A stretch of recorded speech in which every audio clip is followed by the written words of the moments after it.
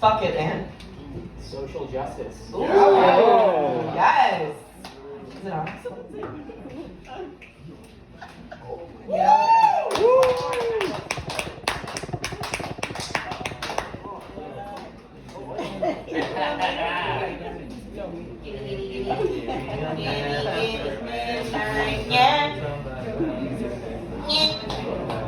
Thank you. Oh man, how you guys doing? I feel bad. I don't have like a bunch of jokes set up. I just have more of a story. But there's just two things to preface it. The first is that I love people with Down syndrome. They're my favorite type of people. If you've never met one, you have to do it. They're the greatest people to exist. Every day, whatever they do, it's the most important thing in the world. You know? Thank you. It's like, you know how like on a Sunday you kind of do whatever you want, and then you know how like English teachers think they're like way more important than they actually are. If you combine those two things together, that is a Down syndrome person's day every single day. It's what my little brother does. And the second thing I want to preface is that the story I'm going to tell you is absolutely true. It's about my family friends, the Johnsons. There's Mr. and Mrs. Johnson, and they have a 20-year-old son named Eric. And Eric has Down syndrome and is one of my best friends. I love this man so much. But, you know, every time Mr. and Mrs. Johnson went out on a date, they would always hire a babysitter for Eric, and then he turned 20, and then they figured, well, we have to leave him home alone eventually, let's try it now. So they go out on a date, and they come back 2.5 hours later, and as they pull into the driveway, the house is in complete disarray. The lights are on, the garage door is open, the front door is open, and right on cue, Eric comes running out, and he is in shambles. He has never been this scared in his life before. And Mr. and Mrs. Johnson just asked him, Eric, what's wrong? And he couldn't say anything.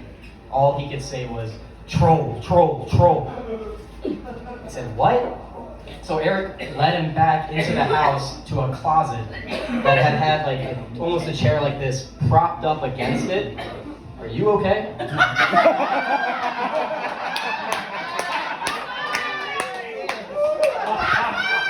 It's okay, it happens, man. You know, 3 years ago, that would have gotten a very different reaction. But there's a door like propped up against the closet, right? Like so no one could get out from the outside. I'm sorry, what was your name? Kelly. Kelly. If you can guess what was in the closet, I will buy everybody here a drink. Just take a random guess. A raccoon. Close. It was a Jehovah's Witness little person.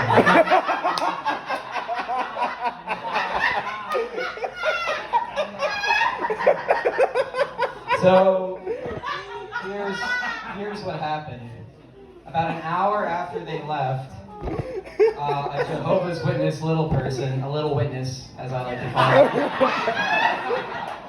came up to the door, and Eric answering the door for the first time by himself, found a little person who told him, the world is going to end!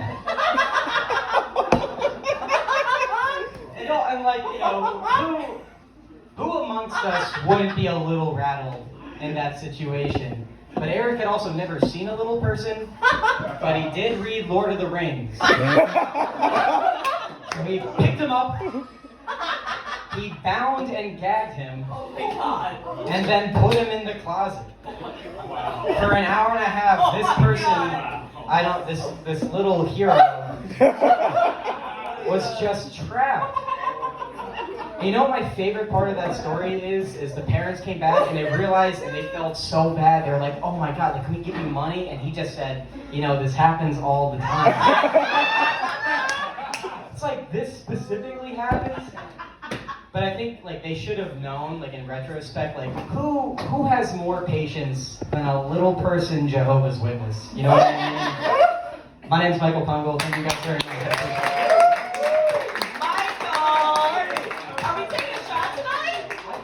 I think you took, right, I'm so sorry. I think you took too many. I know, I think I have too. Oh my God. Woo. Give it up for that story, guys.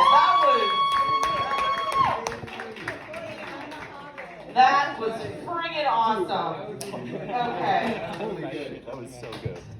Dude, and that's how you fucking tell a story, you know what I'm saying? That was So great. fucking Love it. Oh Okay. my god.